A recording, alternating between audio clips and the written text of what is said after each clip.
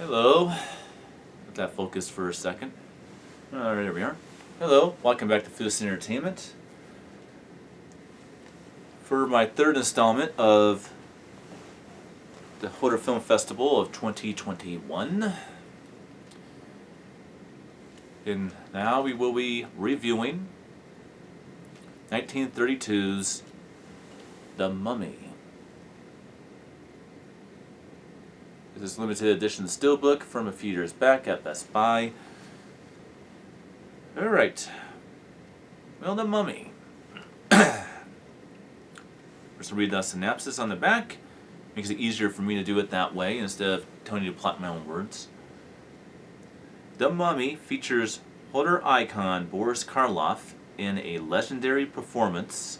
Is the Egyptian Imhotep, who is accidentally revived from a team of archaeologists after 3,700 years. It is revived in a flash. It is revealed in a flashback that he was a high priest, involved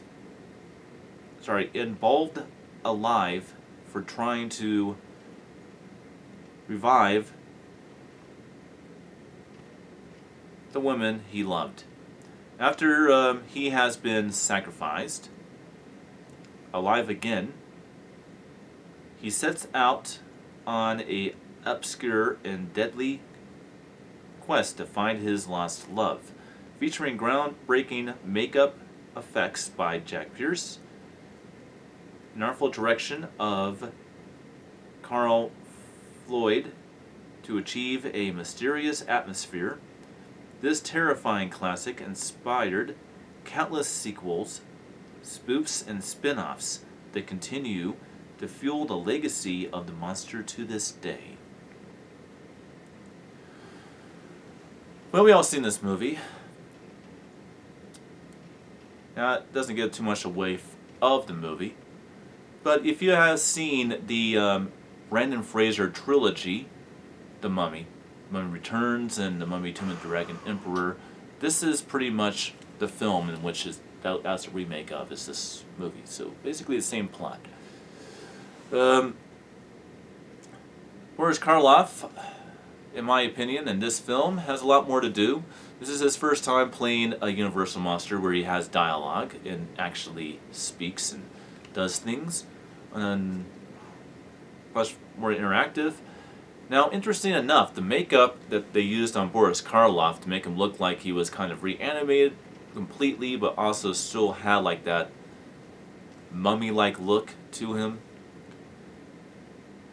was more of a challenge than the Frankenstein makeup that they wore.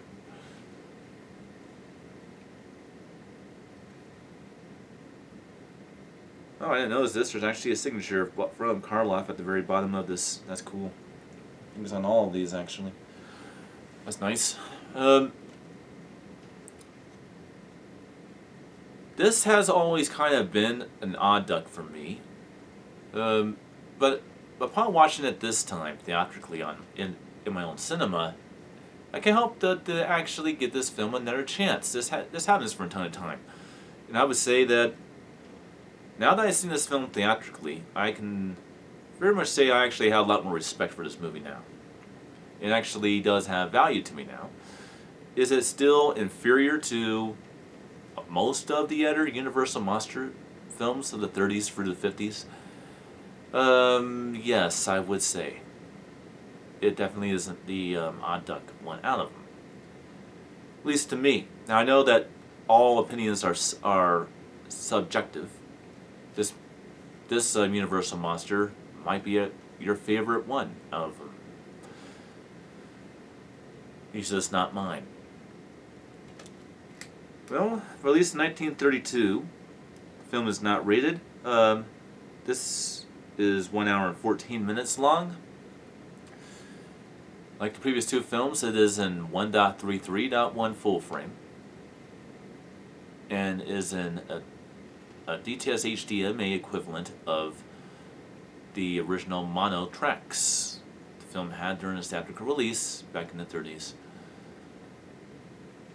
Alright, Again, they took the over-strobing, flickering effect that the film had in its original version and restored it to a good full quality in which the film has no flickering light issues or strobe issues on the picture. The black levels are better. There's more detail on the characters and architecture and all that stuff. Mono track, well, the cool thing about DTS HD MA version of mono is you can really hear things. Granted, you don't really have stereo effects or surround effects, but you can really hear everything a whole lot more. Overall, this was a very good experience and quite chilling for this time. Again, not my favorite, but definitely a good watch. I definitely recommend this film. So let's go ahead and do up close. Take the plastic cover off so you can see the mummy before his transformation and the kind of being reanimated.